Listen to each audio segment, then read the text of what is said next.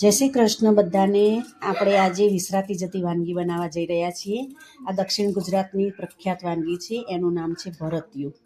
આ રતાળું છે। રતાળુની ઉપર જે માટી હોય એ બધી સાફ કરી દેવાની અને પલાળી અને ચોખ્ખું કરી દેવાનું છે।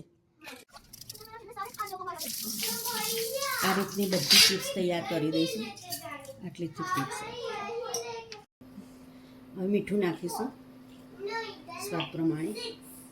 કાળા મરીનો પાવડર નાખીશું। હવે લીંબુ નીચોઈશું। થોડી કોથમીર નાખીશું। રગદોળીને રેસ્ટ આપી દઈશું। હવે આપણે પૂરણ માટે તૈયાર કરીશું। લીલા મરચાં, લીલું લસણ, કોથમીર, તલ, ટોપરાનું ખમણ, ખાંડ અને સ્વાદ અનુસાર મીઠું।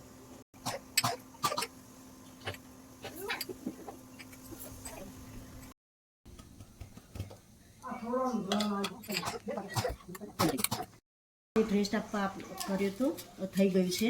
એના ઉપર હવે સ્ટફિંગ તૈયાર કરીશું।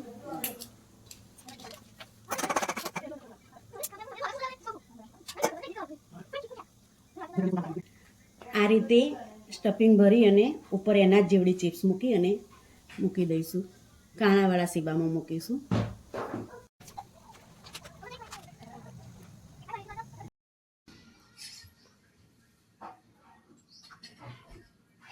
આ બધી ચિપ્સ પૂરીને તૈયાર કરી દીધી છે। આ પાણી ઉકળવા મૂક્યું છે। હવે એમાં વરાળથી બાફીશું। આપણે ઉપર ઢાંકણ ઢાંકી દઈશું। 5 મિનિટ થવા દઈશું। 5 થી 7 મિનિટ થઈ છે। હવે આપણે ચેક કરી લઈશું। ટૂથપીક વડે ટૂથપીક આખી જતી રહે છે એટલે પરફેક્ટ બફાઈ ગયા છે। હવે આપણે એક પેનમાં તેલ ગરમ કરવા મૂકીશું। સેલો ફ્રાય કરવાનું છે, એ બહુ તેલ નથી લેવાનું।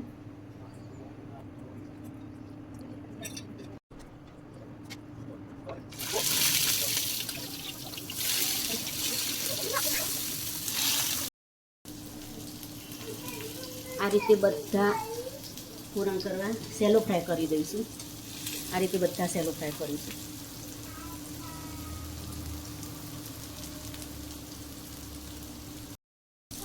આ રીતે થોડા આગા પાછા કરી અને કરીશું। હવે એનું સાઈડ ફેરવી દઈશું।